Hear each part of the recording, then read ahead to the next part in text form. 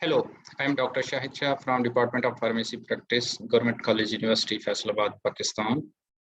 First of all, I would like to thank the Applied Zoological Society of Pakistan and Quaid-e-Azam University, Islamabad, Pakistan, for giving me the opportunity on this platform to present the research work. So the title of my research work was the assessment of college students' mental health during COVID-19 pandemic, a cross-sectional study in Pakistan. As we know, COVID-19 has changed the landscape of the world, and the mental health of the people is mostly affected. Among people, students are the building block in the development of nations, so mental health of the college students is extremely important to make them an efficient professionals.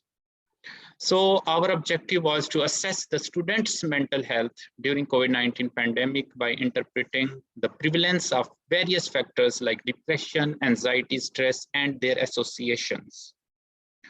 So we developed questionnaires that was comprised of the 4 sections. In the section 1, we get data, demographic data of the college students, like their age, gender, place of residence, educational status, exercising regularly or not, number of people residing in their households, and is there anyone over the age of 50 residing in their household or not. So in section 2 of the questionnaire, we use PHQ-9, that is patient health questionnaires. It comprises of 9 questions, each to be answered like not at all, several days, more than half the days, and nearly every day. So we used scoring system.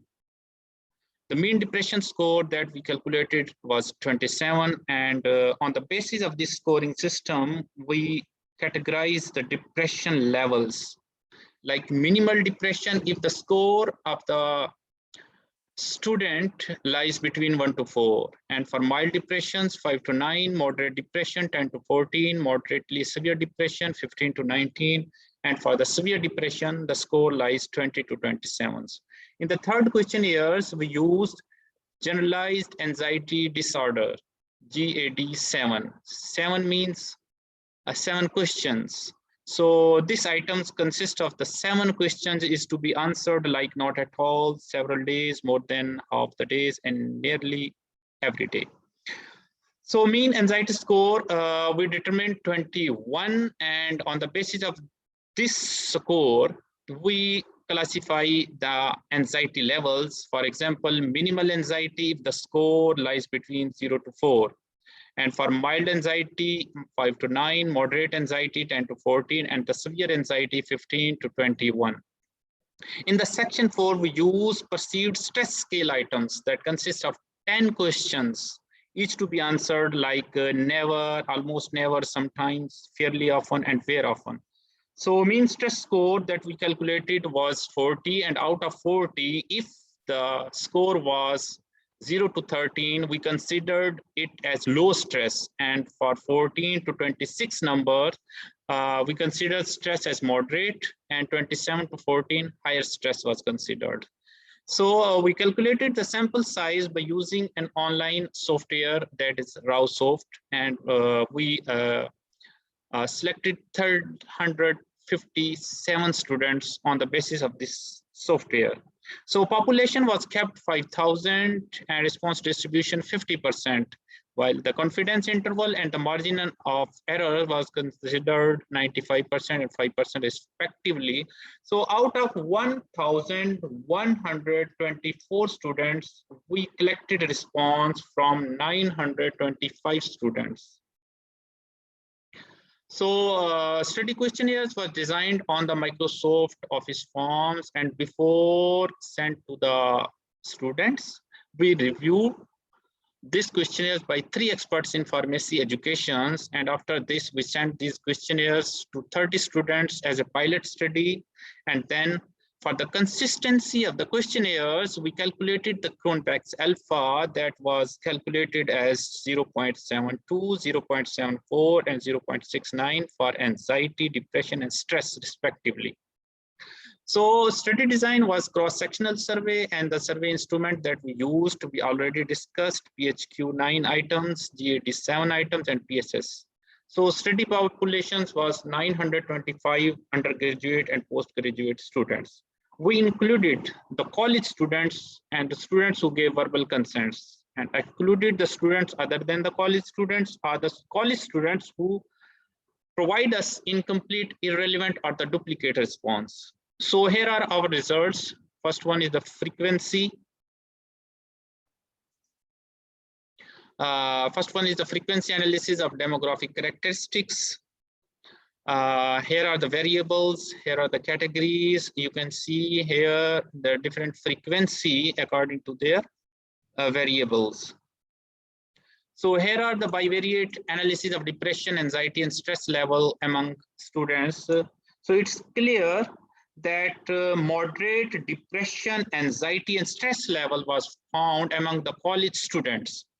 Here, the depression level is, moderate depression level is 28.7%, moderate anxiety level is 31.3%, and moderate stress level was at 3.3%.